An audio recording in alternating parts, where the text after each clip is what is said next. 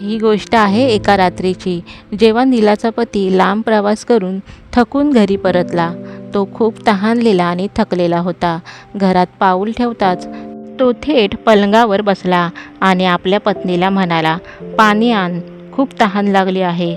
पत्नी लगेच पाणी घेऊन आली, पण तोपर्यंत पती झोपून गेला आणि गाढ झोपेत बुडाला.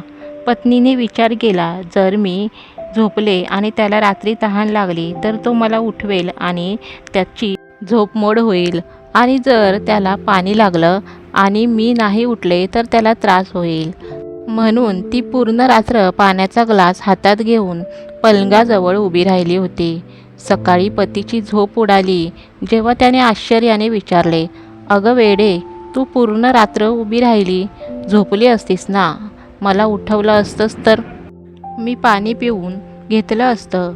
पत्नीने हसून म्हटलं, "तुम्ही खूप थकलेले होता. तुमची झोपमोड करणं मला योग्य वाटलं नाही, आणि जर मी झोपले असते आणि तुमची तहान जागली असती तर तुम्हाला त्रास झाला असता. म्हणून मी पूर्ण रात्र उभं राहण्याचं योग्य समजलं." ही गोष्ट गावभर पसरली आणि सम्राटाच्या कानावरही पोचली. सम्राटाने त्या स्त्रीला दरबारात बोलावून तिच्या सेवा आणि प्रेमाचं उदाहरण देण्यासाठी तिला बरेच बक्षीस दिले आणि सन्मान दिलं. त्याने म्हटलं, जर आपल्या राजधानीत असं प्रेम आणि त्याग जिवंत आहे तर हा समाज अजूनही जिवंत आहे. पण शेजारच्या एका महिलेला ही गोष्ट खटकली. तिने आपल्या नवऱ्याला सांगितलं, "आज रात्री तुम्ही थकलेला असल्याचं दाखवून परत ये आणि पाणी माग. मी रात्रभर उभी राहीन, म्हणजे आपल्यालाही बक्षीस मिळेल." कोणाला काय माहिती ती खरंच रात्रभर उभी राहिली होती की नाही. नवऱ्याने तिचं म्हणणं ऐकून मजबुरीने तिचं ऐकलं. तो घरी परतला. थकलेला असल्याचं दाखवत पाणी मागितलं आणि पलंगावर आडवा झाला. पत्नीने पाण्याचा ग्लास उचलला आणि थोडा वेळ उभी राहिल्याचं नाटक केलं. मग विचार केला, रात्रभर जागण्याची काय गरज?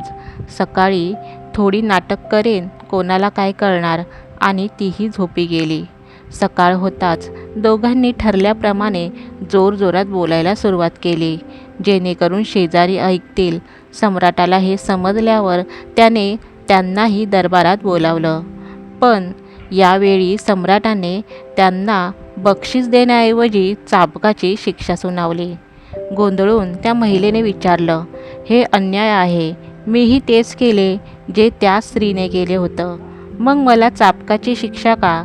सम्राट हसत म्हणाला, "तू केलंस नक्की, पण त्यामध्ये तो भाव नव्हता.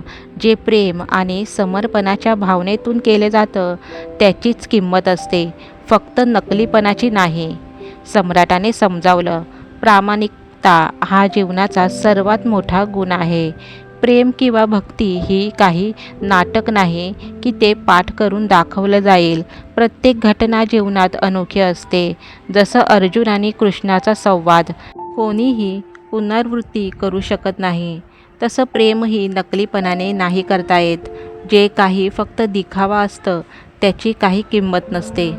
ही कथा आपल्याला शिकवते की प्रेम आणि भक्तीत सर्वात महत्त्वाचं असतं भावनेची प्रामाणिकता.